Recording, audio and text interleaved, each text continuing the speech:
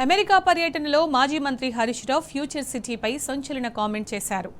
రాష్ట్రంలో బీఆర్ఎస్ ప్రభుత్వం వచ్చిన వెంటనే ఫ్యూచర్ సిటీని రద్దు చేస్తామని ప్రకటించారు. ఫార్మా సిటీకే కేంద్ర పర్యావరణ శాఖ అనుమతి ఇచ్చిందని, ఫ్యూచర్ సిటీకి కాదని తెలిపారు.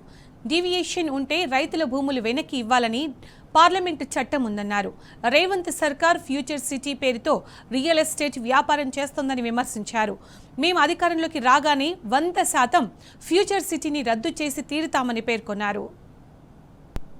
గ్లోబల్ గా ప్రొడ్యూస్ అవుతున్నటువంటి ఫార్మాస్యూటికల్ ప్రొడక్ట్స్ లో మన స్టేట్ 1/3 30% మనదే షేర్. ఇంటర్నేషనల్ గా మనకు ఆ పొటెన్షియాలిటీ ఉంది మన హైదరాబాద్ కు.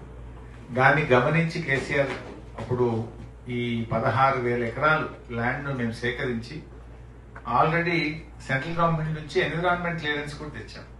ఈసీ